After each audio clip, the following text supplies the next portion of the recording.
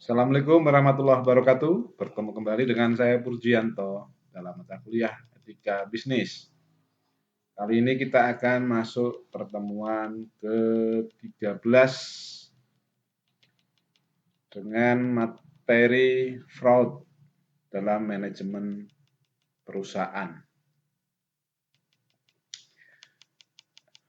Fraud dalam manajemen perusahaan.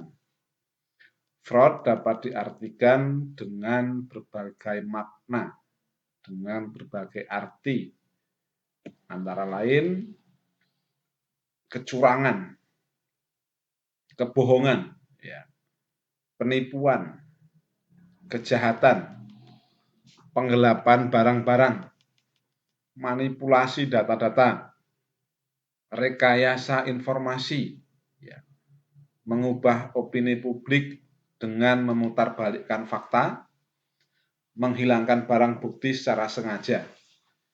Ini adalah beberapa hal yang dapat dikaitkan atau diartikan sebagai fraud, ya, atau kecurangan, ya.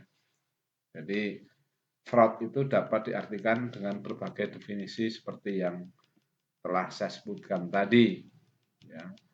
Nah, di dalam perusahaan jika ada kecurangan, ada kebohongan, ada penipuan, ada kejahatan, ya, ada penggelapan, manipulasi data, ya, misalnya data-data pajak dan sebagainya. Nah, ini termasuk dalam atau dapat dikategorikan sebagai fraud.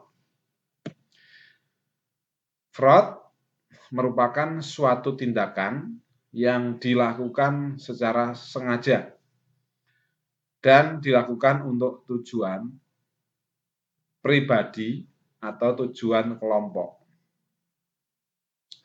di mana tindakan yang disengaja tersebut telah menyebabkan kerugian bagi perusahaan atau institusi atau lembaga.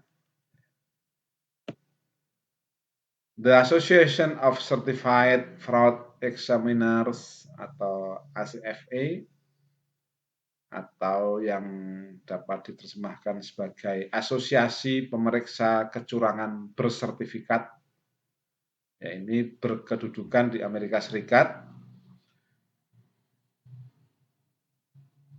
mempunyai tujuan untuk memberantas kecurangan, ya, mengklasifikasikan fraud dalam beberapa klasifikasi, dan kemudian dikenal dengan istilah fraud tree, ya, 3 kecurangan atau 3 bentuk kecurangan, yaitu sistem klasifikasi mengenai hal-hal yang ditimbulkan sama oleh kecurangan atau Uniform Occupational Fraud Classification System.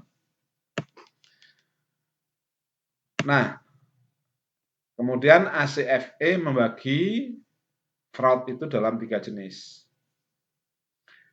yaitu yang pertama kecurangan, ya, atau penyimpangan atas aset. Penyimpangan atas aset meliputi penyalahgunaan atau pencurian aset perusahaan atau harta perusahaan atau pihak lain.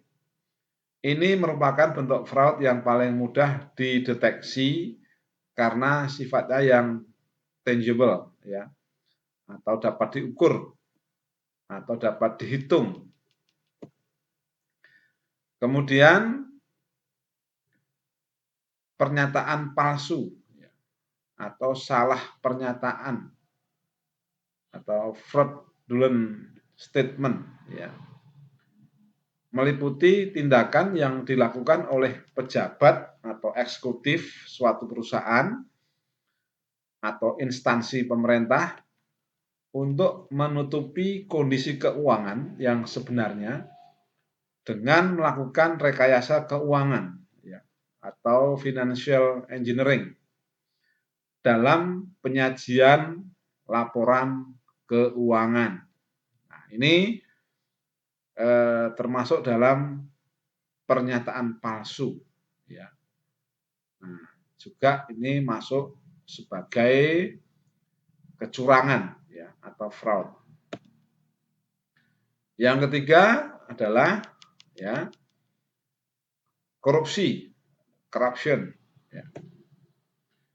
Jenis fraud ini banyak terjadi di negara-negara berkembang yang penegakan hukumnya masih lemah, ya, atau masih relatif lemah, dan masih kurang kesadaran akan tata kelola yang baik, ya, atau tata kelola perusahaan yang baik, atau good corporate governance-nya belum bagus, ya, atau GCG-nya belum bagus, gitu. Sehingga faktor integritasnya masih dipertanyakan. Nah, apa saja yang termasuk di dalam korupsi? Yaitu yang pertama, penyalahgunaan wewenang. Pejabat yang menyalahgunakan wewenang itu juga bisa disebut sebagai bentuk korupsi. Kemudian konflik kepentingan, ya, kepentingan yang tidak bisa dihindari, ya, dan menguntungkan satu pihak, ini juga disebut korupsi. Penyuapan itu juga disebut korupsi. Kemudian gratifikasi, ya, kemudian pemerasan. Ini semua masuk dalam kategori corruption. Ya. Baik, jika ada pertanyaan silahkan dialamatkan ke purjianto295@gmail. Setiap pertanyaan yang masuk tentu akan kita balas.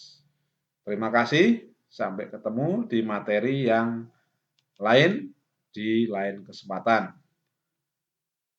Terima kasih, selamat menjalankan aktivitas. Assalamualaikum warahmatullahi wabarakatuh.